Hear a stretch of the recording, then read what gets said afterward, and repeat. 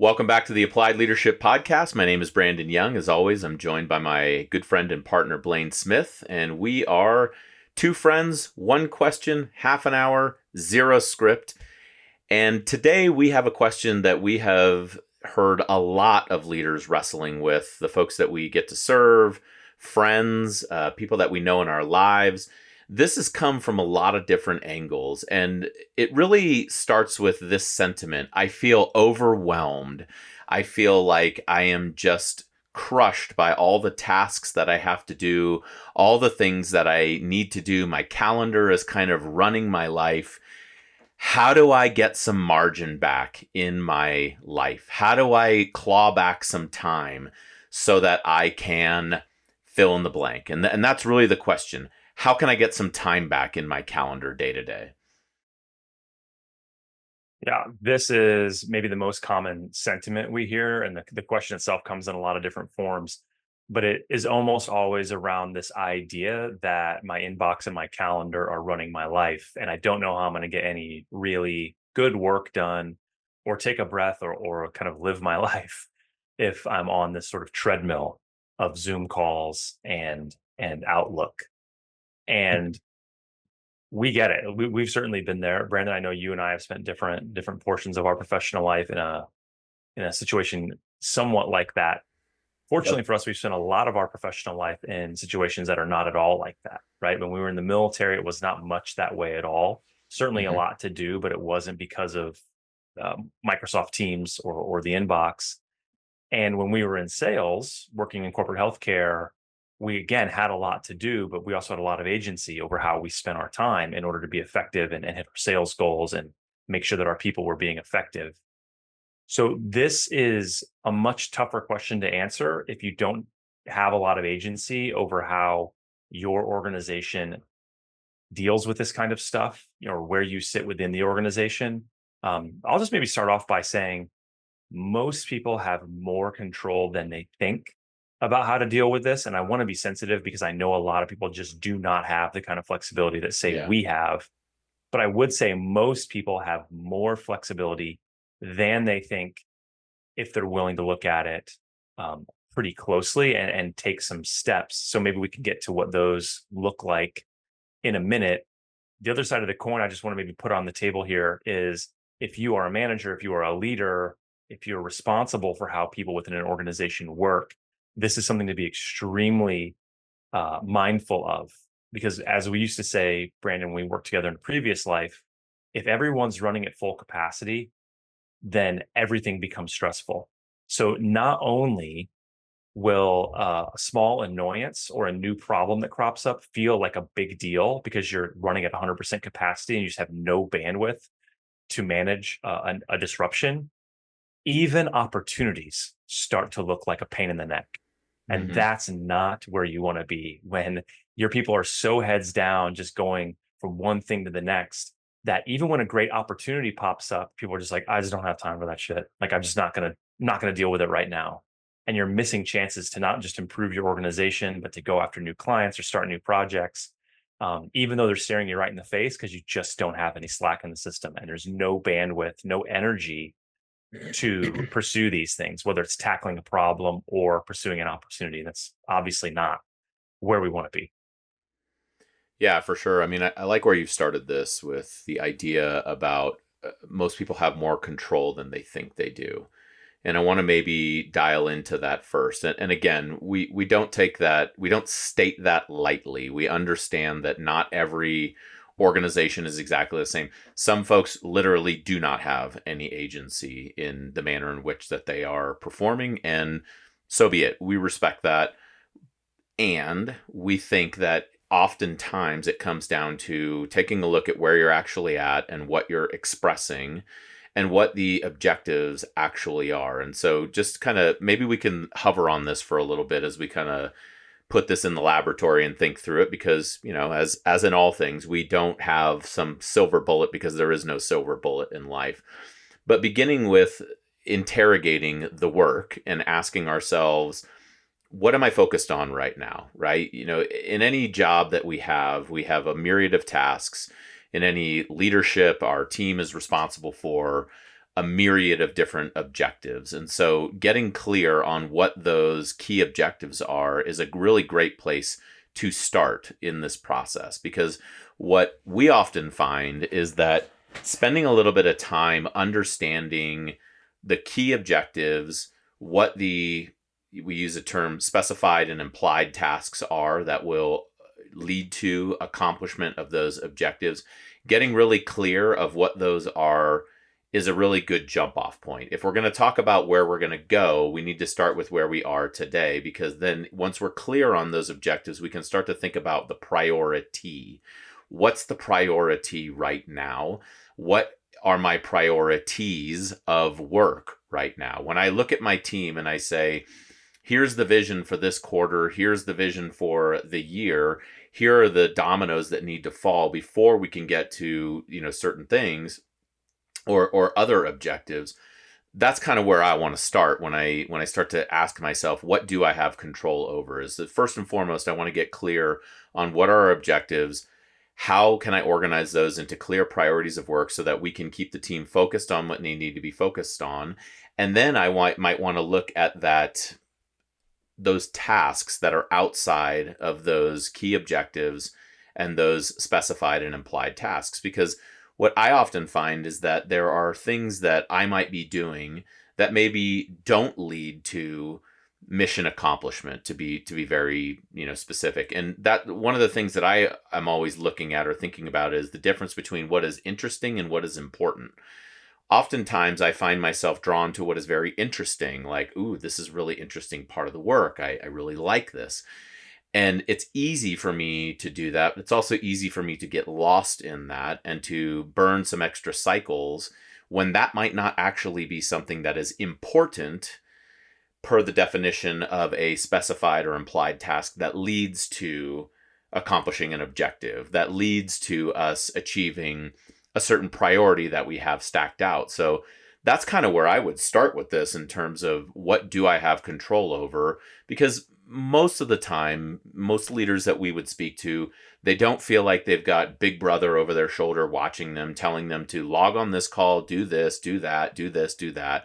They have some agency over their time. So the first thing that I would want to do is just get super clear on what the priorities are, and then maybe take a look at my activities, hour to hour, day to day, and see where my time is going. So I just want to get an assessment. I want to get clear on where is my time actually going.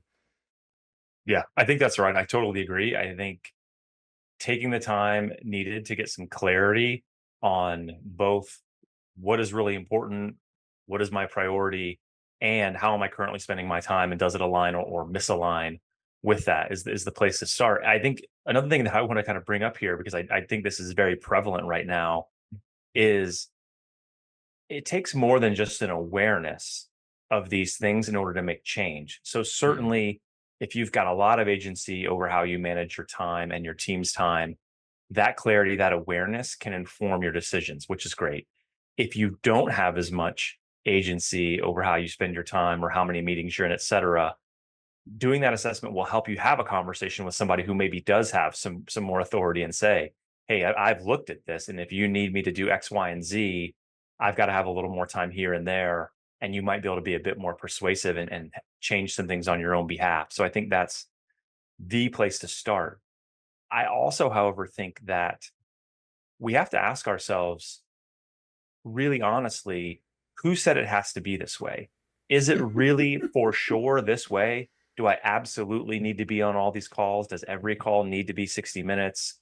Do I have to respond to every email within an hour? Like, I don't know the answer to these questions for anybody, but I think these are the questions we have to ask, because we've seen multiple cases where a more senior person wants a more junior person to take things off their calendar to free Yes. themselves up, and they won't. And I think a lot of this comes just through culture. It's through conditioning. And I think we've just got to be really honest with ourselves and say, how much of my need to be on all these calls and all these meetings to address my inbox in a certain kind of way is just because I have some fear around, if I don't, if I change this, if I'm not as available, if I'm not as Mhm. visible, if I'm not as responsive, will I be deemed as valuable in the organization? And I totally appreciate that, by the way. it takes some real courage and some thoughtfulness to say, look, team, I just don't need to be in this meeting. Or if next week you need me, let me know. Or I think we can do this meeting in 15 minutes, because there is a lot of kind of signaling going on Hmm. in corporate workplaces. Certainly not all of them, but in many of them, um, as much as there's work getting done in some places, there's a lot of signaling of work getting done, right? Like I need to make sure that I'm here so I can be, marked present and accounted for. And I don't want to give up any kind of cachet or any corporate or social points for being a person who's just kind of, I'm going to go off in my corner and do good work. Like in many places, that's not a welcome disposition to have. And Hmm. so I would say for a lot of people, you're going to have to be really thoughtful, do the assessment, understand where you're at, understand what your priorities are. But then also perhaps have the courage to say, does it really need to be this way? Could I be in this meeting every other week and buy back a little of my time? Could this meeting be shorter? Could I take bigger chunks of time on my calendar and say, in this 3 hour block on Tuesday afternoon, I am unavailable because I'm working on a project that needs to get done. These are all kind of little tactics, and I don't know anybody's particular circumstances, but I know for sure that kind of thing needs to happen in order to kind of break the cycle and start to shift things in a more positive direction. Yeah, I like that you have brought up that the awareness can then lead to a dialogue with our leadership. A lot of times you have a frontline leader, they're doing great stuff. Do that assessment, see where your time is going, see where, and even maybe bucket it into percentages and bring it to your leadership with a good dialogue. I like the fact that you've also mentioned signaling, because one thing that can, well, first of all, because that is very real in the corporate workplace. It's just real, right? So let's not pretend like it's not. I like the idea of being able to have a dialogue with your leadership armed with the information, with the awareness to bring forth questions or requests or clarification or help for reprioritization. I can recall a time when I had three frontline leaders working for me, each with their own unique department, and sitting down and having one of those leaders bring to me their kind of percentages of time. Here's where my time is really being spent right now, the percentages of time.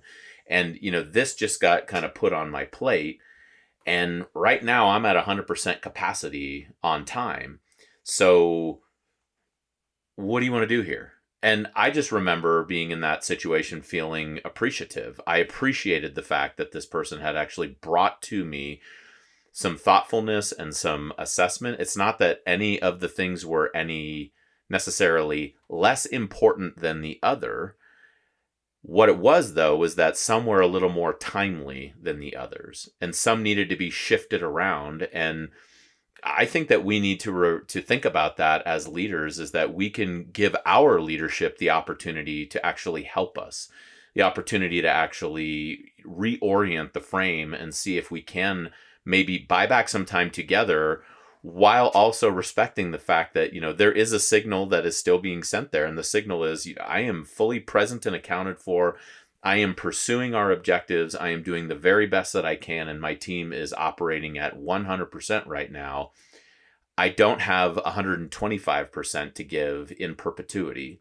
And so can we just take a look at this and stack and rack these, reprioritize, see what can be paused, see what can be placed up front on the front burner. Another way to look at this, which I think we can also think about, is, do we maybe have some flex in the budget that we can apply some resources to help this person take a little bit of time back? If it's all about cycles of energy, hours in the day, so much time that we have to do things, maybe there's a way that we can contract a little bit of support, buy some flex in the system if we have that. That's another way to get creative. And to your point about who said it had to be this way, I think we would suggest that let's start with an understanding of where we are, and then we can have a thoughtful conversation about some resources that might help us to slim down some of that time and buy back a little bit of margin. Yeah, I mean, I think give your manager, give your boss, give your leadership the benefit of the doubt, at least at first, and bring it to them, and don't just presume that it has to keep going in that kind of way, because maybe it doesn't. Maybe they're not fully aware of it or how it's impacting you and your folks. Um, there's a guy named Cal Newport he's got a podcast. He's written a few books. I think the Yep. most famous one is probably called Deep Work. He's a computer science guy at Georgetown. He's a professor. And he talks a lot about this. That might be a good resource to kind of to point people to if they're really serious about doing this kind of thing, because I know he does a lot of work in that area. So maybe that's just one to put off to the side and think about. The other thing I was just thinking as you were kind of talking there is that, you know, you have to do this in almost every aspect of your life. And I think it might be worth considering just your natural disposition toward these things if you want to get an honest assessment of where you're at. Because this may not be true, but my guess would be, if you feel like you're kind of a slave to your calendar and your inbox at work, you're probably also frustrated with other aspects of your schedule. Maybe you're not finding enough time to work out or to cook healthy meals or to take time for self-care and things like that. So I would expand the scope a little bit of this exploration if I find myself in a position at work where I just feel like I'm always at 110% capacity and I can't ever seem to really get my head above water. Are there any kind of thematic through lines to your life in general that may be contributing to this? Because while we can offer certain tactics of how to deal with this at work, and maybe that's the place to start. Just anecdotally, I would say there's probably some of this going on more generally. And how do you want to think about that? So again, I don't know anyone's particular situation, but I really think it would be worth looking more broadly at, how am I managing my days in Hmm. general? How am I managing my stress, my energy? Am I getting enough rest? Am I making time for these other priorities in my life? Because if you take a bigger view of it and you realize, like, I'm just kind of on the treadmill of life in general, you may want to consider some more general changes to your life slash lifestyle, and maybe it is creating some healthy boundaries around some things. Um, One of the things that we see probably too little of in the work environment is people having healthy boundaries. Brandon, we Yep. talk all the time about how when we're talking about trust, one of the components of trust we always talk about is reliability. And we always ask the audience, can you be too reliable? Is there too much of a good thing on that one? And then, of course, our answer is yes, you can be. And we talk about how when we're building trust, yes, we want to say what we mean and do what we say. Yes, we want to be dependable. Yes, we want to be on time. But you can definitely overplay that. You can overexpress that reliability to a point where you become boundaryless, where you say yes too often, where you become the kind of person that's always raising his or her hand to help, but is Right. never willing to raise the hand and say, I need some help. Right. Hmm. And that will start to really fray you at the edges. It will degrade your reliability in the long term because you just don't have any real appropriate boundaries. And it might be time to start thinking about, where are my professional boundaries here? Because I've never met a single person who doesn't appreciate it when someone can look them in the eye and say, look, thank you for coming to me with this. I can do number one and number two on your list. I just can't get you number three. I'd love to, but I can't right now. Or a salesperson that looks at a prospect or a customer and says, yeah, we want your business. We value your business. I can get you here. I can't get you the pricing you're looking for on that. That level of candor, which is another Yeah. component of trust, helps us to be kind of sustainably reliable in the long term. Um, and I just don't think that we can have what we're looking for at work if we're not willing to set up some appropriate boundaries. And I know a lot of people are in the hustle and they're growing their career and they want to be the go-to person. And I get that. If you do not have appropriate boundaries around some of this stuff, you are just not going to get to the really important things in your work and in your life more broadly. Yeah, that's really interesting that you're connecting this idea of time and time management to trust. And I want to linger on that for a second because I hadn't thought of that. I think that's such a keen observation. It leads me to wonder, is it that the degradation of the time, right? So we're running at full margin. We're at 100%, right? Whatever 100% means to you. I wonder if that leads to that shaking of reliability, as you have said, which leads to some of that willingness to fudge a little bit on your candor, a little bit of kind of flex, which then maybe leads to that shaking of trust and kind of creates an environment where more signaling is necessary. If I have to signal more because I don't know that I trust you and I don't know that you trust me, then I'm going to signal and I'm going to sign up for all the things because I want to just prove how reliable I am to you so that I can gain your trust, so that I am seen as trustworthy in this organization and one who can be elevated, promoted, invested in, whatever all of that is. I just wonder how much of those two kind of threads are, I don't know if you can necessarily peg down some causality here, but it's interesting to think about it that way. Is I wonder how much trust is really at the core of this, especially when you think about, what can I give over? What can I delegate out? Can I delegate these things out? Can I ask for help?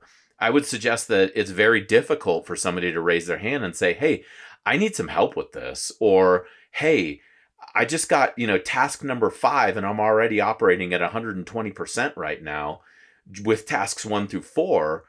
Can you please help me and take a look at this? I don't think people are going to be doing that if they don't feel that there's trust in the room. Dude, that's such an interesting insight about that potentially negative reinforcing loop where we're so burdened by our calendar and our inbox and all of these things, or that the number of things we've signed up for, even perhaps that, and maybe it's even subconsciously, we know that we're not going to make all of our deadlines, or the quality of the work's not going to be as good as we want on this particular thing. And in order to kind of compensate for that, maybe there's more signaling. Look how busy I am, right? Look Mm. how overwhelmed I am. I can't get to that. I'm in all these meetings. Work, work, work, work, work, work, work, Right. work, work, work, And we've work. all experienced this. There's a person who is smart and is capable, who just can't get back to you over email or something. It's like, oh, I'm sorry, I've been so slammed. And if we're being honest, when we see that, we're not like, oh man, that person's an absolute superhero. We're like, that's a person that needs to get their calendar in order. That's a person that needs to get their priorities Yeah. straight. Yeah. But I think we do it again. I think even just subconsciously, especially if we're in a culture of this, where rather than just focusing on and getting the work done, we don't have a level of trust to say, hey, I can only work on this right now and I'm going to get it done. We don't need to have 15 meetings about it. And then we replace that with like a lot of meetings and a lot of calls where we're kind of talking about the work, but not really doing the work. Yeah. And that becomes this kind of negative reinforcing loop where we have even less time to do the work. So we feel even more overwhelmed. And so maybe we're doing a little bit more kind of busy signaling, Hmm. and it's a race to the bottom. I'm not sure that's exactly right, but when you brought it up, I was like, ooh, that's a dynamic I could absolutely see taking root in some Well, places. you're making me think of. I remember when we were in the corporate space, we would get these annual reviews, and it was a bit of a mixture of both the quantitative and the qualitative assessments, which I think is very wise. Mixing some of those in. I remember one of the qualitative metrics was around, or qualitative components was around time management. And I'm not trying to be slick here, but just listening to you, I wonder if we're even looking at it the wrong way by thinking of it as time management as opposed to time leadership. I wonder if we're like thinking about it in an odd way, putting it into these like discrete blocks and chunks of time as if, our lives are these like Gantt charts, so to speak, as opposed to maybe just thinking about it from a leadership perspective. How do I influence this in a positive way so that we get a great result here? How do I, engage with the way that I'm managing my time, the people who I'm managing my time with, those who are relying upon me, and those who I rely upon, to help each other out here to actually achieve what we're trying to achieve. Again, I'm not trying to be like rosy or slick on this, but it just that just kind of like popped into my head as I was listening to you, because I think we keep trying to manage this stuff like it's discrete blocks just because visually that's what it looks like on the calendar, and it just made me think of one of the pieces of advice that we share often with leaders, which is you cannot manage your way out of leadership. There's just going to be these things that you have to actually take a look at and influence in a positive way so that we can actually achieve the objective, the aim that we're going for. And one of those things you mentioned that I think that's really what popped it in my brain was you mentioned quality. And I think that's an important component of this because, look, not everything has to be a masterpiece, right? Now, of course, we don't want to ship garbage. Nobody wants to put forth crap in the workplace. But I also think that sometimes we fall too much in love with perfection as opposed to progress, that we're looking for everything to be just so perfect. And that takes extra cycles of time, extra effort, extra I's. How many times do I have to keep going back over and dotting this I and crossing that T? Where if we had maybe more of a foundation of trust, and again, I'm not saying that people don't have it, maybe I can ship the work to my colleague a little bit faster, knowing that if I miss something, they're going to catch it and they're going to help us kind of improve it. I think about that a lot with the writing that we do. I mean, I know that when I send something over that I've written, I've sent something over to you. I know that it's going to be better after you look at it and make edits to it. I know it's going to be better when Sarah makes edits to it. I'm not super burdened anymore by this kind of management of reputation that keeps me working on the same 1,000 word blog for another 2 hours. I know that I can ship that and move on to the next thing because I've got a team that's going to help catch me and make it better. I just wonder how much of that is also in there. You just talked about quality, and I think that's so important to note because sometimes when we look at how we are navigating our time, I think we're maybe spending a little more time than we need to on things that don't have to be perfect. Yeah, I think that's a really great point. I mean, I'm an 80% solution kind of guy by nature, so I kind of readily agree with that. I think the other point that you made that I want to call out is that all time is not created equal, that we can't look at time or humans in general as these discrete operating systems that, you take 15 minutes here and it's the same as the 15 minutes at the end of the day. Hmm. Or, I've got 60 minutes between Zoom calls. And so in that hour, I'm going to do this hour's worth of work. Like, I don't know about you. I just don't operate that way. Like, I need bigger chunks of time. I need the occasional distraction. I need to be able to go for a walk or get a workout in the middle of the day. Like, I need to think about some things for a while in order to have really quality ideas and to figure out the best way to package these things or convey them and communicate them. So, the idea that I'm just going to take my 8 or 9 hours during the day and block it all out into 15-minute increments, and it's actually going to work that way, for me, that's just not realistic. And maybe for some people and in some jobs, it's more so the way. But I just think if you're doing any kind of creative work or really real leadership work, you've got to make room for the serendipity. You've got to, yes, be disciplined, but also acknowledge that it's just not inputs and outputs. That's not the way that creative work goes. So, if you don't give yourself some bigger windows of time to kind of let things work themselves out, you're gonna have a very hard time doing anything that's particularly creative. Yeah, I like how you're, distinguishing the creative work, kind of that the rich work, the deep work, right? I mean, this is separated from Cal Newport, as you mentioned before, talks a lot about the administrative overhead that we're all kind of burdened with, and there are ways that we can find ways to manage that as best as we possibly can. But I think a really good place that we might end this podcast episode on is right where you took us to. And because we're talking to leaders predominantly here on the Applied Leadership Podcast, I just want to leave us with this as a thought exercise or a consideration. Let's all maybe ask our people on our team, where are you spending your time? Where are you feeling like there's friction in your time? And where are you making time for serendipity and the deep work? I think if we can maybe think about those questions in our next one-on-ones, we just might be able to help our folks maybe see some light, through the otherwise overwhelming aspects of their world. With that, let's go ahead and wrap this up. But we'd love to hear from you. This is a topic that we've thought a lot about, but I don't think we've got the silver bullet, as you referred to there. So if you've got any thoughts on this, please let us know. And if you've got any questions for future podcast episodes, we always love to have them. So you can send us a note to contact@appliedleadershippartners.com. We'll read every one of them. We'll get as many as we can here on the podcast. And we certainly look forward to hearing from you. Until next time.